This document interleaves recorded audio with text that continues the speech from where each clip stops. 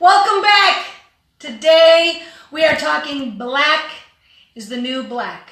And I want to cover a couple of things with you about what does black mean and why do we use it in our jewelry. Now, there are three significant gemstones that we use in our jewelry and that black is found in nature. One is black onyx, which is gorgeous, very black. Black sapphire, also gorgeous, very black. And black obsidian, which is kind of a grayish black, but also very beautiful. So, why do we use all three gemstones? Because the properties of each gemstone is kind of different. The sapphires we find to be very, very shiny, which we love. Like in this piece that I have here, it's a mosaic with, in the middle is black sapphire, and on the outside is black onyx. Now, I don't think you can see through my video camera phone, but it is kind of a black on black. And I'm always trying to find ways to get new textures, new sort of pops of color, even within the same color family. So this piece kind of gives it like that mosaic kind of gives it its own depth, its own kind of je ne sais quoi.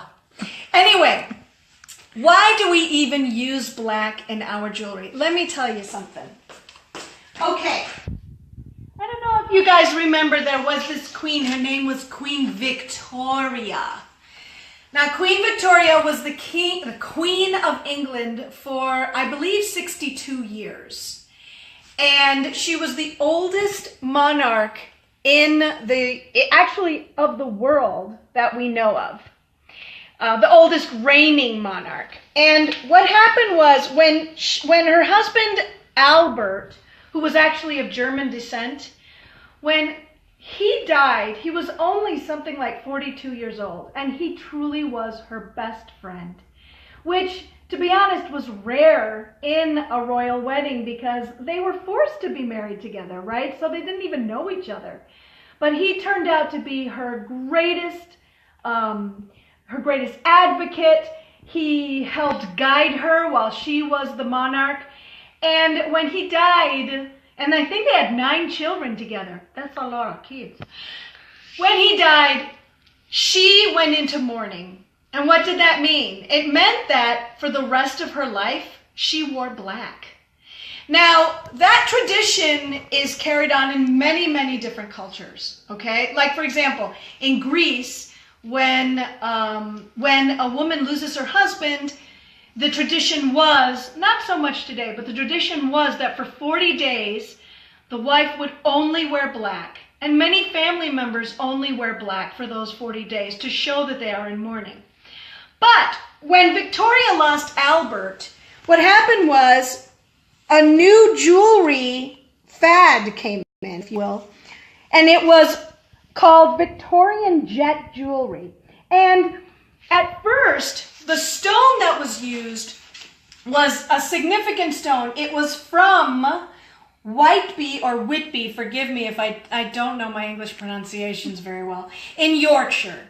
So this particular stone called jet was from Yorkshire, and the jewelry was made from this jet stone.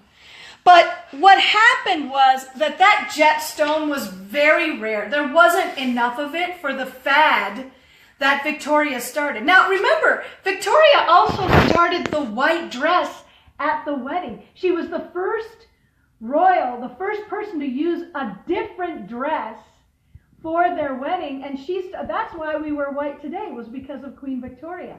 So black jewelry was actually started because she started to only wear black jewelry, but she kind of changed that for the rest of her life. She then, she would wear pieces like a giant diamond from India.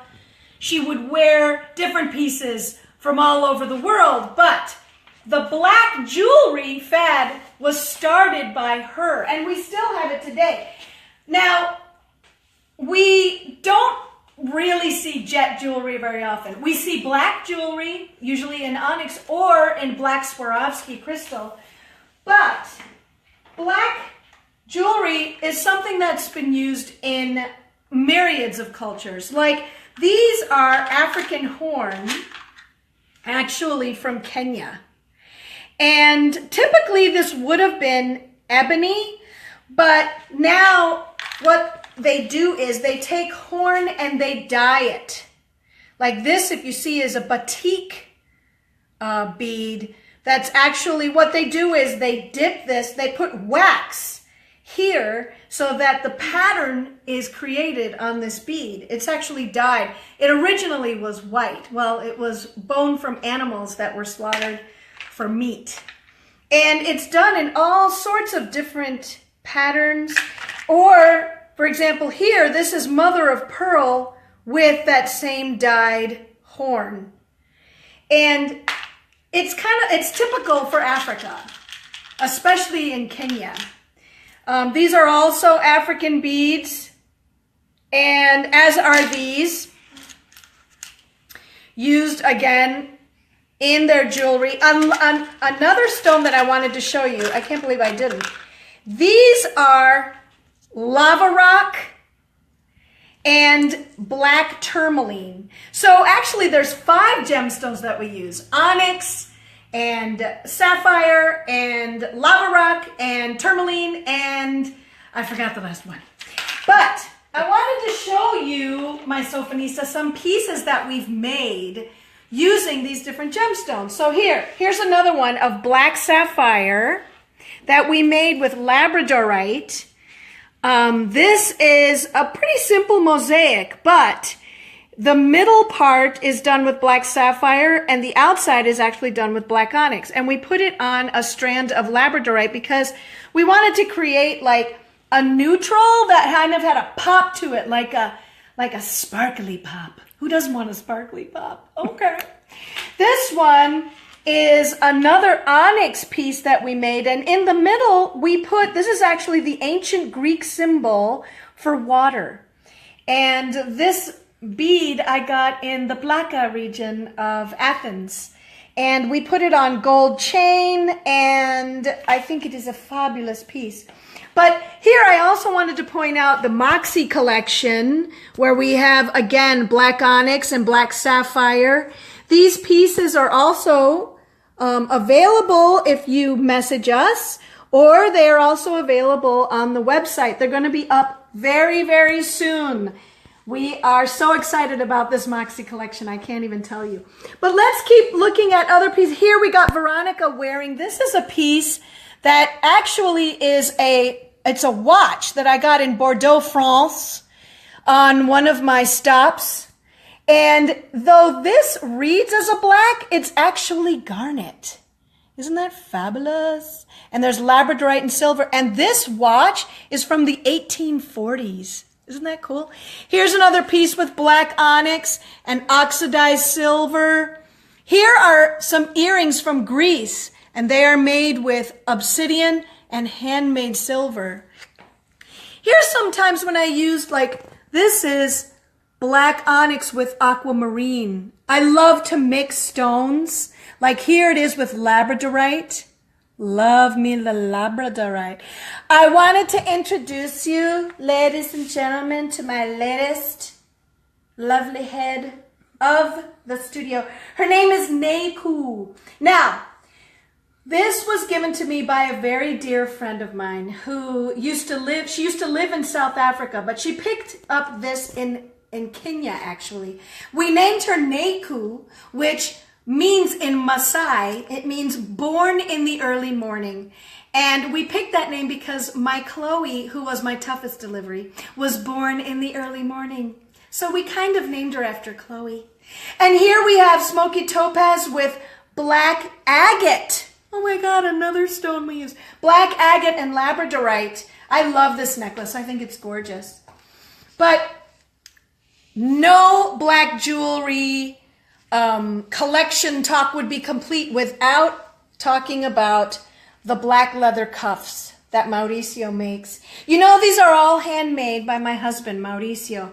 And the leather is all hand cut And the studs are put in one by one. The buckles, a lot of the buckles are even made by him. I wear mine every day, every single day, because it's so wearable. Look, I'm wearing ruffles, kind of looking a little fancy, but I'm wearing my cuff, which makes me badass. Okay, ruffles plus cuff equals badass. Thank you. But yeah, look at this. Ooh, amethyst and black sapphire. How about this for a ring? You love it, don't you? I love it too. And of course, oh, look at this. Black sapphire and ruby. This is a beautiful ring. It's open, so it's adjustable. I love this ring because I don't know, there's something about the stones playing together. That ruby and that onyx, how gorgeous they are. And again, from the Moxie collection, we have topaz and ruby. Sometimes jewelry is not necessarily actually black, but it reads as a black. And this is why we included this smoky topaz, because you could wear this with black outfit and it would read as a black, but if you wore it with a brown or a taupe outfit, it would read as a brown. How's that for versatility? Okay. And of course we have our teardrop here with matte onyx. These are beads from Afghanistan. This matte onyx. And this is obsidian. These briolette teardrops are obsidian. And this is black sapphire and silver. These teardrops take days to make, and I love making them. Absolutely love making them. And I wanted to include also a necklace that we had featured. This is black onyx with emeralds. Look how beautiful that is. And it's on Greek leva, which is black, but gorgeous. Yeah. So once again, Sofinista, you can always find our jewelry on SophiaFerreira.com. Or you can message us through Facebook, or you can message us through Instagram. Do you follow us at Instagram? We put up some awesome pictures there. But we are always so grateful to have you visit here in the studio. Thank you so much for coming and hanging out with me on Tuesdays. Thank you so much. Have a blessed day. Feel beautiful.